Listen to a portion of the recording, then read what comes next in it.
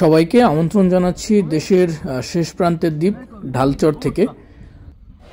ঘুম ভেঙে তাঁবুতে বসে যখন এই ভেড়াগুলোকে দেখি তখন মনে হচ্ছে যে এক টুকরো কাশ্মীর। ভোলার এই ঢালচরকে এক টুকরো কাশ্মীর বললে ভুল হবে না বাংলাদেশের বুকে, কারণ এত বিস্তৃত বনভূমি যা অনেকটা কাশ্মীরের মতো দেখতে লাগে। একটি অ্যাডভেঞ্চার রাত কাটানোর পরে সকালবেলা প্রকৃতির সৌন্দর্য দেখে আমি মুগ্ধ হয়ে গেছি রীতিমতো।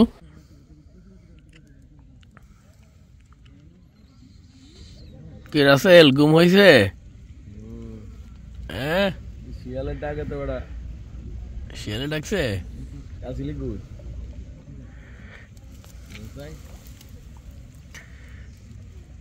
কি শুটিং চলতেছে নাকি সকালবেলা? আমাদের ক্যাম্পসাইট, আমরা গতকালকে রাতে 95% তাদের সাথে এখানে ক্যাম্প করেছি।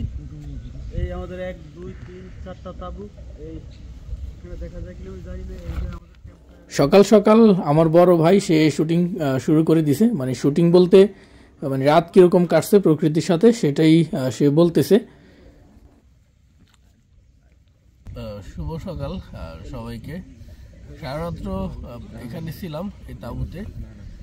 এখন প্রায় সকাল 8:30 বাজে। তো মাত্রই ঘুম ভেঙেছে আমাদের। তো উঠে দেখি যে সূর্য উঠে গেছে, কিন্তু রাতে অত ঠান্ডা লাগেনি, কিন্তু আমার গলা বসে গেছে, আমার নাক আটকে ছিল। আর আমাদের তাঁবুগুলো একদম ভিজে গেছে। আর পরিবেশটা আপনারা দেখতে পাচ্ছেন খুবই সুন্দর। সকালবেলা আসলে সকালটা যে এত সুন্দর হয় এটা বুঝতে পারিনি, এখানে না আসলে আসলে আপনারাও বুঝবেন না। তো এখনো সবাই উঠিনি, আমরা মাত্রই উঠলাম ঘুম থেকে। তো সকালবেলা এই ঢালচরের এই তারুয়া সমুদ্র সৈকতের পরিবেশ খুবই সুন্দর দেখতে পাচ্ছেন আপনারা।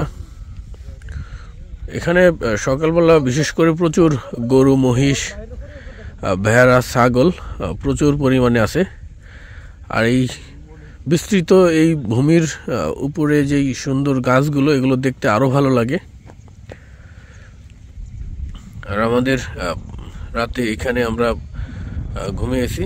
এই পিছনে ম্যানগ্রোভ ফরেস্ট, আর এই হলো আমাদের ক্যাম্প সাইট। কি অমিত ভাই ঘুম ভাঙেনি এখনো? দেখি খোলেন খোলেন, এটা খোলেন। অমিত ভাই মাত্র ঘুম থেকে উঠলো। আমিও কিছুক্ষণ আগে উঠেছি। এটা আমার তাঁবু। কি ছোট ভাইরা ঘুম ভাঙে নাই? হ্যাঁ, ঘুম ভাঙে নাই? হ্যাঁ, ঘুম ভাঙছে।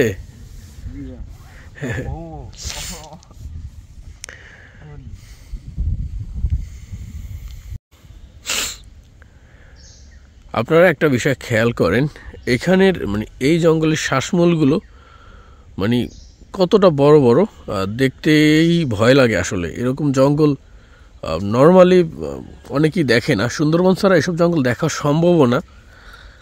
একটু যদি খেয়াল করতেন, এখানে মানে দেখলেই ভয় লাগে ভাই। এখানে যদি কোনোভাবে মানে পড়া যায় তাইলে কিন্তু শেষ, একদম ঢুকে যাবে এই শ্বাসমূলগুলো শরীরের ভিতরে।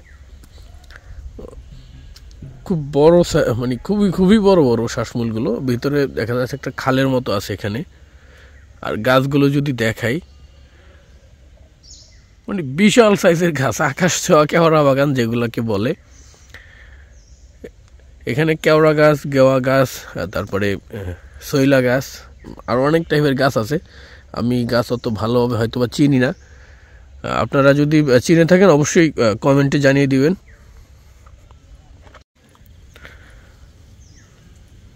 তো আমরা যাচ্ছি জঙ্গল থেকে বের হয়ে আমাদের ক্যাম্প সাইটে।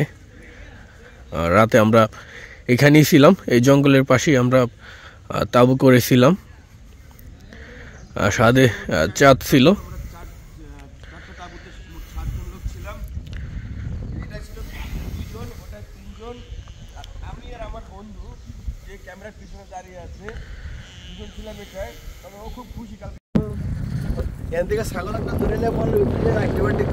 প্রচুর ছাগল এখানে। এই যে গাছগুলো দেখতে পাচ্ছেন, এই গাছগুলো মানে যতটুকু ছাগলে এটা পায় ততটুকু খালি করে দেখায়। প্রচুর ছাগল এখানে, প্রচুর।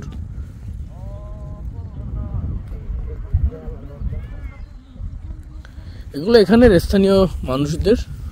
ছাগলের পাশাপাশি প্রচুর ভেড়া রয়েছে।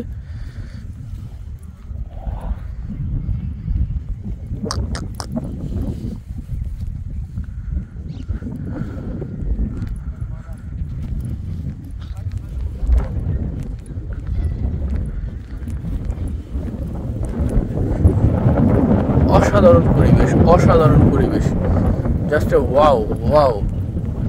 এখানে একটি দোকান আছে, চায়ের দোকান।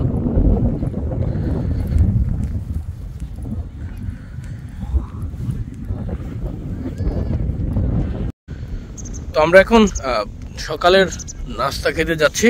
সকালের খাবার খেয়ে আমরা রওনা করব আমাদের বাড়ির পথে। তো এখানে স্থানীয় যে হাসান ভাই আছে, হাসান ভাইয়ের কাছে মানে আমাদের খাবারের দায়িত্বটা আমরা তাকে দিয়েছি। তো এখন আমাদের নাস্তা রেডি। তো আমরা নাস্তা খেয়ে আমরা চলে যাব